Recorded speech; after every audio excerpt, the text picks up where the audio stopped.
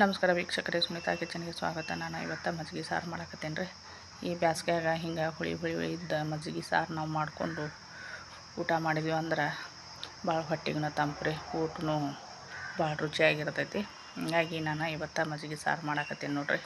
ಈ ಬಿಸಿಲಾಗಂತೂ ಜಾಸ್ತಿ ಊಟ ಮಾಡೋಕೆ ಹೋಗಂಗಿಲ್ಲ. ಜಾಸ್ತಿ ಸ್ವಲ್ಪ ಊಟ ಮಾಡಿದ್ರು ಸದಕ್ಕೆ ಅದು ಆಯಾಸ ಆಗ್ತೈತೆ.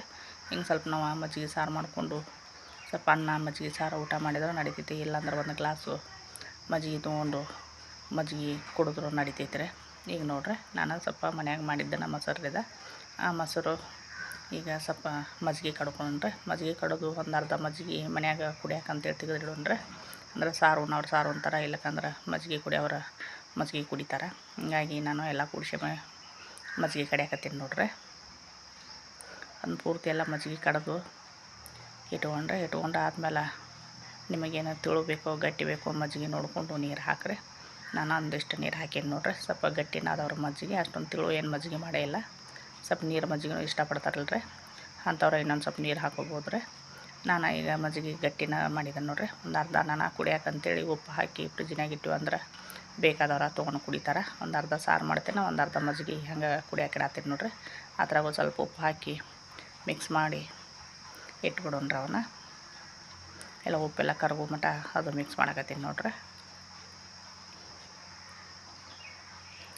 ಈಗ ಅವನ್ನ ತೆಗೆದ ಇಡೋಣ್ರಿ. ಅವನ್ನ ತೆಗೆದು ಇಟ್ಟ ಮೇಲೆ ಈಗ ಮಿಕ್ಸಿಗೆ ಸ್ವಲ್ಪ ಬೆಳ್ಳುಳ್ಳಿ, ಹಸಿ ಅಲ್ಲ, ಒಂದು 2-3 ಹಸಿಮೆಣ್ಸಿನ್ಕಾಯಿ, ಕೊತ್ತಂಬರಿ, ಸ್ವಲ್ಪ ಮಟ್ಟೆ ಜೀರಿಗೆ, ಸ್ವಲ್ಪ ಶೇಂಗಾ ಕಾಳು ಹಾಕಕತ್ತೀನಿ ನೋಡ್ರಿ. ಈ ಶೇಂಗಾ ಕಾಳು ಹಾಕಬೇಕ್ರಿ ಈ ಸಾರಿಗೆ, ಅಂದ್ರೆ ರುಚಿ ಚಲೋ ಇರ್ತೈತೆ ರೀ. ಒಬ್ಬರು ಹಂಗೆ ಮಜ್ಜಿಗೆ ಸಾರು ಮಾಡ್ತಾರೆ, ಅದೊಂದು ಟೇಸ್ಟ್ ಬೇರೆ ಇರ್ತೈತೆ. ಹಿಂಗೆ ನಾವು ಇದನ್ನು ಸಾರು ಮಾಡಿದ್ವಿ ಅಂದ್ರೆ ಅದೊಂದು ಟೇಸ್ಟ್ ಬೇರೆ ಇರ್ತೈತೆ ರೀ. ಈಗೇನು ಹಂಗೆ ರುಬ್ಕೊಂಡಿದ್ದಿರಲ್ಲ, ರುಬ್ಕೊಂಡು ಆದಮೇಲೆ ಎಣ್ಣೆ ಕಾಸಕ್ಕಿಟ್ಟೇನಿ ನೋಡ್ರಿ. ನಾನು ಎಣ್ಣೆ ಕಾಸಕ್ಕಿಟ್ಟ ಮೇಲೆ ಸಾಸಿವೆ, ಜೀರಿಗೆ, ಸ್ವಲ್ಪ ಎಣ್ಣೆ ಕಾದಿಂದ ಹಾಕಿ ಸ್ವಲ್ಪ ಕರಿಬೇವು ಹಾಕಿ ಅದ್ರಾಗನೇ ಈಗ ಮಿಕ್ಸಿ ಏನು ಮಾಡ್ಕೊಂಡಿದ್ದೀವಲ್ರಿ, ಆ ಮಿಕ್ಸಿ ಮಾಡ್ಕೊಂಡದ್ದು ಅದು ಪೇಸ್ಟನ್ನು ಇದ್ರಾಗ ಹಾಕಕತ್ತೀನಿ ನೋಡ್ರಿ. ಹಸಿ ಎಲ್ಲ ಬೆಳ್ಳುಳ್ಳಿದ ಸ್ವಲ್ಪ ಕೊತ್ತಂಬರಿ, ಮೆಣಸಿನ್ಕಾಯಿದ್ದು ಈಗ ಅದ್ರಾಗ ಸ್ವಲ್ಪ ಎಣ್ಣೆಯಾಗ ಅದನ್ನು ಪೂರ್ತಿ ತಳ ಬಿಡುವವರೆಗೂ, ಯಾಕಂದರೆ ಎಲ್ಲ ಹಸಿದ ಹಾಕಿರಲ್ಲ, ಹೀಗಾಗಿ ನಾನು ಸ್ವಲ್ಪ ಫ್ರೈ ಮಾಡ್ಕೊಳಕತ್ತೀನಿ ನೋಡ್ರಿ. ಅದು ಒಗ್ಗರಣೆ ಸ್ವಲ್ಪ ಆದಿಂದ ಸ್ವಲ್ಪ ಈಗ ಅರಿಶಿನ ಹಾಕಕತ್ತೀನಿ ರೀ. ಅರಿಶಿನ ಹಾಕಿದಾದ್ಮೇಲೆ ಅದನ್ನು ಸ್ವಲ್ಪ ಈಗ ಅದು ಎಣ್ಣೆಯಾಗನ ಪೂರ್ತಿ ಸರಿಯಾಗಿ ಮಿಕ್ಸ್ ಮಾಡ್ಕೊಂಡ್ರೆ, ಮಿಕ್ಸ್ ಮಾಡ್ಕೊಂಡು ಆದಮೇಲೆ ಈಗ ಮಜ್ಜಿಗೆ ಇದೆ ಏನು ಕಡ್ದಿಟ್ಕೊಂಡಿದ್ದಲ್ಲ ಆ ಮಜ್ಜಿಗೆನ ಮಿಕ್ಸ್ ಮಾಡೋಣ್ರಿ. ಈಗ